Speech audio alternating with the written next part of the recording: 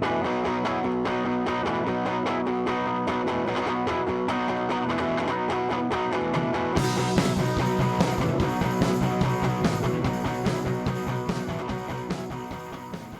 me. It's me. It's the Nature Girl 30.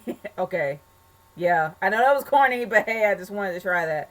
But anyway, guys, this is another Q&A, and thank you so much for sending me questions. Another mini Q&A, that is. But thank you guys so much for sending me these questions, and honestly, let's get started with the first set of questions. They're all questions on YouTube, so let's get started with the first set. The first set comes from O. Abe Griffin. Do you like Donkey Kong games? Sure. Haven't really played them in a while. Do you like Ape Escape? I don't think I've ever played it, but if I have, I played it once. It's cool, not bad. Have you ever owned a pet monkey? No, I have not, and I don't want to own one. Next set, Just Inside. Do you think that the movies should stop casting black people as the main protagonists? Okay, I think I know where this is going, but let me finish off these other two questions, and then I'll go back to that one. Okay, do you hate Hogan for? Do you hate Hogan? Okay, do you still hate Hogan, or are you still butthurt by his one mistake by saying the N word? I never really did not like Hogan. I think that what Hogan said was kind of ignorant. But hey, everybody knew that he said those things, and I'm not really butthurt by it, as you said. And I don't know why you said still, because I never really said I was butthurt. And if you actually have the evidence to prove that I'm wrong, leave it. I mean, send it to me. Not, I don't think you can leave anything in the comments like that. But either or, if you find evidence of me actually saying that I'm butthurt because of Hogan, bring it. Seriously, send it to me.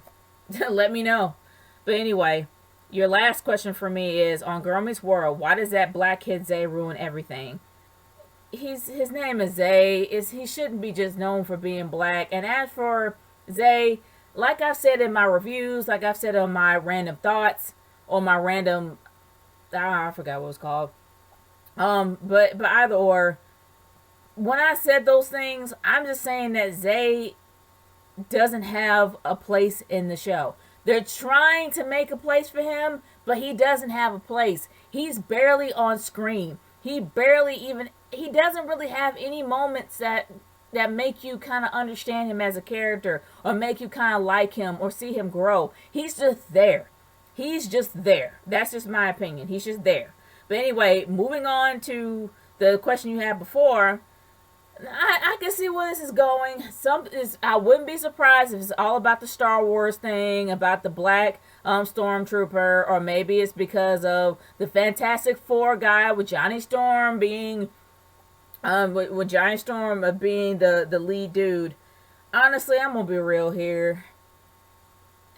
It doesn't matter if he's a protagonist or not, as long as the story's good. It don't matter if it's black, white, brown, don't matter. If it tells a good story and the story has a point, then fine. It shouldn't matter what color he is. But if it doesn't have a point, just like Fantastic Four, there was no rhyme or reason to turn him black. It wasn't. I'm sorry. Let's be real here. No reason at all. He had zero chemistry with his sister, zero chemistry with his dad. He didn't even like his dad, and he cared little about everybody else. And that's the polar opposite of what the original Johnny Storm was. So yes, there was no reason to make him black. But when it comes to the stormtrooper, and I know this is actually another question for another individual, but as for the stormtrooper, things change. It's not the main saga anymore. It's not the first 6 movies anymore. Yes, we all know that the clones can't. I mean that the stormtroopers were all clones from the Mandalorian guy, Jango Fett. We all know that Jango Fett was the clone of all the stormtroopers that came from Kamino. We know this, but as times went on, this is supposed to be 30 years after the Battle of Endor. I think they actually explained this, that they actually started recruiting people, had fresh recruits. Nobody was clones. They had all different kinds of races going, being a part of the new empire or the new order, that they actually did have recruits instead of clones. So it makes sense to have him there because that's what the new order is doing. So there you go. And if I didn't say it correctly, there's probably tons of nerds that can explain it better than me. So either or, guys, there you go. That makes more sense than anything else. That makes more sense than being all in an uproar because of the color of his skin. And it made more sense in Star Wars, and it didn't make any sense in Fantastic Four, and I've already explained that, so I'm not even getting into it. But anyway, let's move on to Nintendo Fanboy 1988. I've already explained that first question, so let's move off to your second one. How pissed off do you think Spider-Man fans will be when they realize that the new Spider-Man is played by a black man? Look, like I've said before, there's a reason, people. A cop-out in my opinion, but it's a reason. They have multiverses. In Spider-Man, there are multiverses, varieties of them. And yes, the lead guy who plays Spider-Man is Miles Morales, and Miles Morales is black. And if I got his last name wrong, fine, leave in the comments, correct me. But I'm just saying that Miles happens to be black, but this is a multiverse. And yes, do I think multiverses are cop-outs? Yes, I do. But there's a reason for it. It's a multiverse. So you can do anything in a multiverse. He could be an alien for all we know. He could be a real spider for all we know.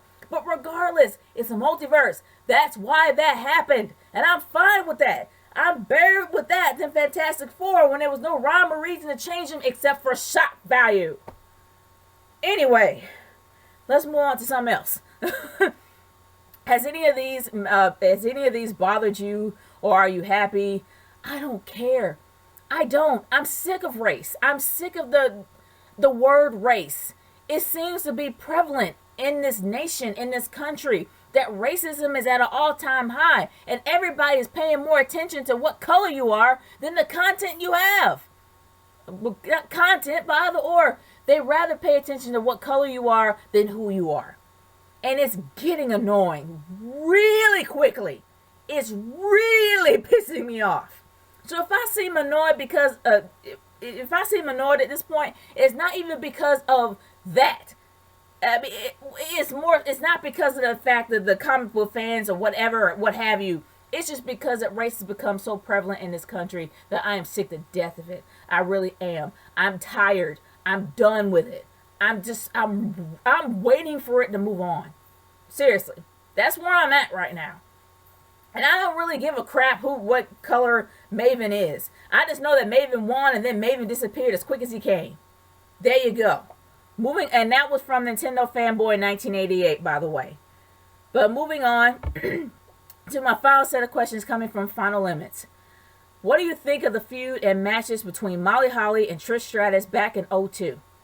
Also the feud, Trish's feud and matches with Jazz as well.